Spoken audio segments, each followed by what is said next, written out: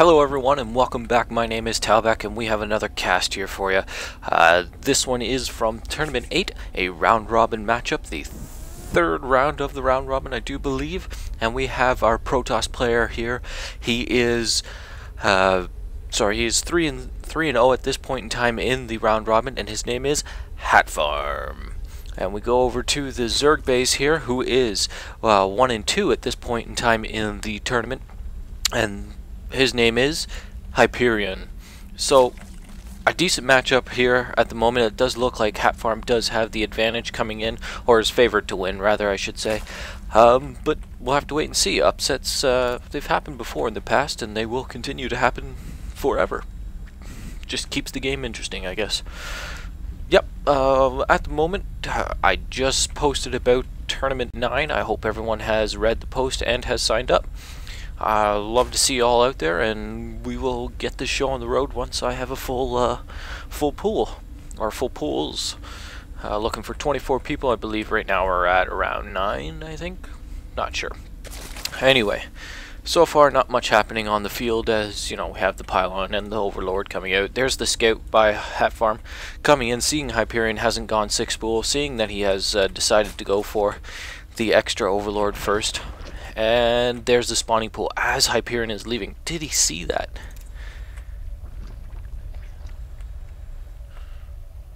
And I meant Hatfarm. Looking at him, he does see the spawning pool.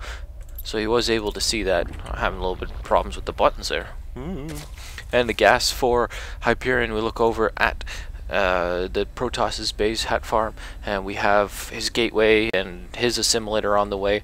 The income roughly the same at this point in the game, 14 and 14. But Hyperion putting down a proxy pylon. But here comes the lair, so he will, or sorry, the hatchery. So he will have to kill this pylon to be able to put the hatchery there. No fast expansion for you, Hyperion. Nope, you've been denied. Now, is he going to try and kill the pylon, or is he just going to move it back a square? I have to wait and see. I would opt to kill it because you just want to be that much closer to get those minerals that much faster. Moving away though, maybe going down to the gold might be an idea, or taking this this expansion over here, kind of open and far away and kind of hard to protect early game. But you know, when you need the minerals, you need the minerals. So if we go back to the production tab, a queen coming out for Hyperion, and no Zerglings yet to deal with this pylon, so he's just going to leave it be. Save up the minerals and use them for something else, I guess. There they are. There's 6 Zerglings on the way, and metabolic boost has been produced or being researched already.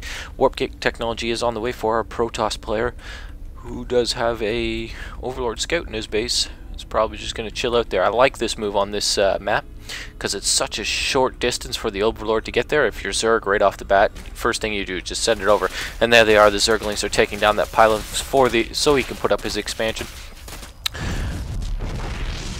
And we're good to go. Lined up the overlords. We got an overlord train coming here. Hyperion's taking the Zelnaga watchtower. Nothing spectacular. The stalker is out, so this overlord will get taken out. Does that supply block our? Yes, it does supply block our Zerg friend here, and he does not. He has 2 overlords on the way now, and there they are popping. So not too big of a deal. He was on top of what's going on. Hatfarm is going for a forge and a Stargate. There's the Stargate, there's the forge. So some early void rays maybe, as he only has 2 gate. He is still chrono boosting out warp gate technology, plopping down a photon cannon to protect himself a little bit, as he does know those Zerglings are on the field now. But Hyperion is just biding his time, waiting. He's macroing up, building up, going to be droning up for this. We go back to the income tab, see how our players are faring. Our Protoss friend over here is two harvesters ahead, so not a huge difference. Another cannon at the mineral line here for Hyperion, or sorry, Hatfarm. Wow, I'm having a hard time with names. You both had to start with the H, didn't you? Oh well. A 3rd gateway going down. Is he going to expand? No. The Zerglings are on the move, though. They have taken the Zelnaga watchtower. He's producing 6 more, maybe waiting for them to pop and then push in, see what damage he can do. That might be enough to end the game here, as he only has 3 Stalkers and a Zealot. So this is an awful lot of Zerglings. Let's see what damage they can do. Here they are. They're pushing out, just slowly moving along and stopping. Yep. So our player has probably stopped to do a little bit of macro as he's microing. And there they are. They're pushing in. He's got a good surround on both of these stalkers, but they're in range of this photon cannon. That's not going to help him out too much. The void ray is out, and there's the save for Hatfarm, as he will be able to take out all of these zerglings with that void ray and photon cannon together. Opting to just leave his probes on the line as so far, and here's the harass on the probes. The probes should turn around and attack, but nope. Hatfarm did a very good job of repelling that attack with warping in a couple of void stalkers, and the void ray was there already, and these photon cannons were in great positions. Not an easy surround on this one, as you could probably only get 2 or 3 zerglings on it at once. And this one up here just protecting his mineral lines, and once the zerglings get inside, now he didn't do it, but he could, is just get the probes to attack the zerglings. It holds them in that position, so these photon cannons can just take them out. Now, let's see how our Zerg player is reacting. He has gotten the Evo Chamber, the Hydralisk Den is down, Layer Technology is ready and on the go. If we look at the income tab, he is still 2 harvesters behind with 24/22, so neither player really droning up or probing up a lot lately. There's another 2 just to make the difference there. How many queens? Yeah, 2 queens on the board. He is not spreading his creep. It's free vision. I don't understand why he's not. It's fun, but these zerglings catch these stalkers and zealots out of position. No void rays to back them up. He's going to take out that zealot, but that's an awful lot of stalkers, and with the void rays on top of that, it's not going to be too favorable for our Zerg player at the moment. Pushing out now, he's going to catch these zerglings unaware, or not, or he's just going to chill here, going through, and now he can spot the zerglings. Getting the attack off, splitting the zerglings in half as our Zerg player's attention is somewhere else. Running the zerglings away, gonna lose another overlord, which I don't think will supply block him, but losing these overlords that are here will quite potentially supply block him. The Hydralisks are in the field now.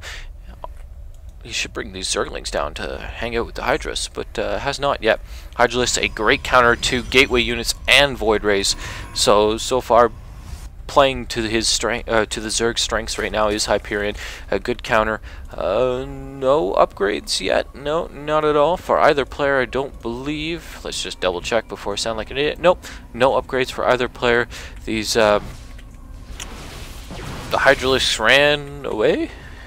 Yeah, they're now up here with the zerglings, so he has put all his units together. He should be spreading his creep a little bit. Get it down here.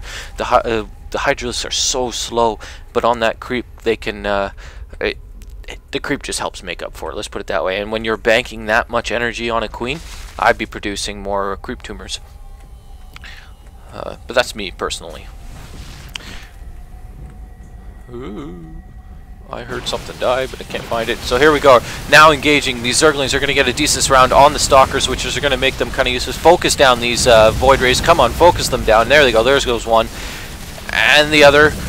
And the third one is going to go down before it gets a chance to charge up. These zerglings are taking care of the reinforcing stalkers. So, great repel by Hyperion. Let's see how our Protoss player is going to deal with these Hydras on the field. He's going to produce another void ray and going to get ground level 1 upgrades. So not a really big tech change for our Protoss player. He should be kind of going maybe some immortals or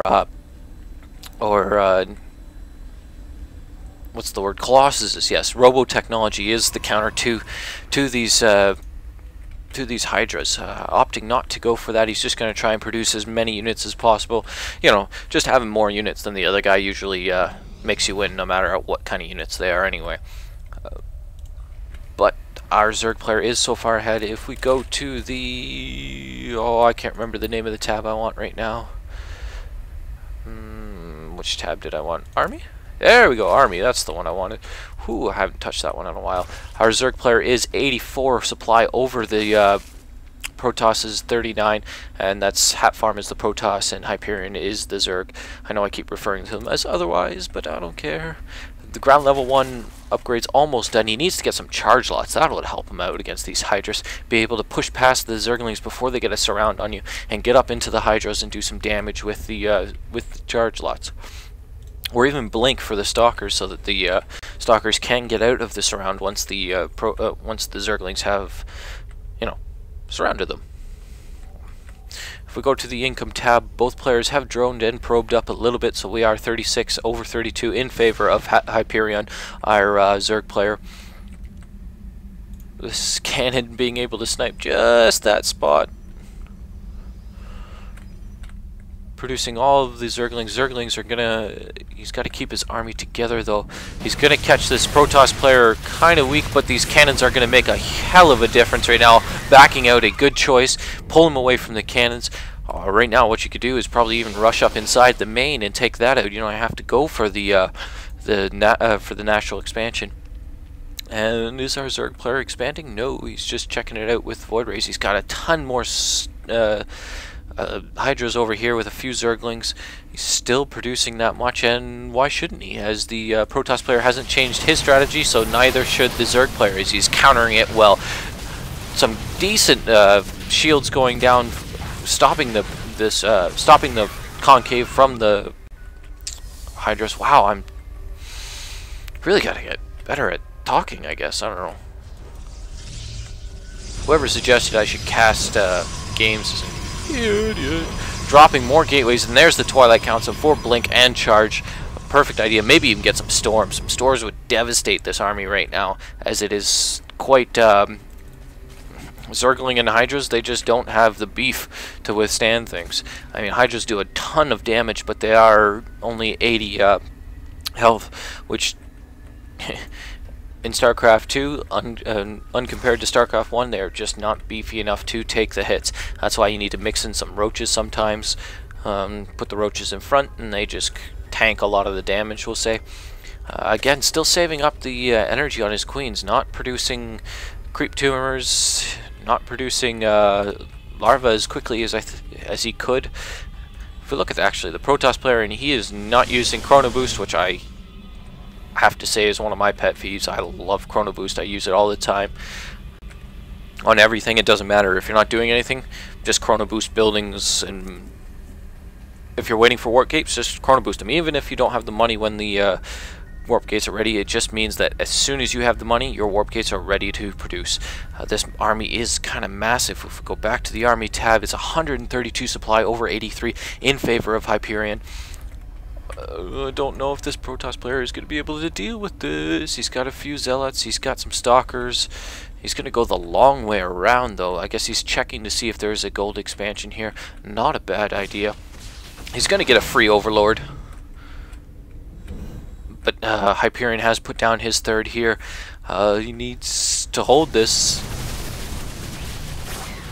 But there is an awful lot of Hydras there, and they will be able to just decimate this army, taking out those two Void Rays quite quickly. Sorry, I'm looking around to see if there is any lingering units, because it just seemed like those units melted away.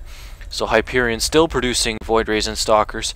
He needs to tack to something else, I think. Our Hatfarm. He really does. Carriers, maybe even. I don't know. This tech tree just isn't working for him. He needs to go somewhere with it. There's the Robo Bay. So maybe going Colossus. Colossus would be so good against this army right now. But there's so many Hydras that I just don't think he has the time. They're pushing up. He needs to stall it for just that much longer. He has a couple more photon cannons coming out to help protect his base here. They're going to be able to cover that ramp. Look back at the production tab. What are our players doing? The Zerg player is getting ground whatever. His armor level 1, as he already has attack level 1 for the Hydralisks. Going to be able to take this out, as there is only one photon cannon holding it, and he's just focusing down the rocks, the destructible rocks, while the Stalkers and Void Rays get to pick off a few Hydras. But I think there's still enough here to combat this army. No, he stepped into the photon cannon. I think our Protoss player is actually going to win this battle.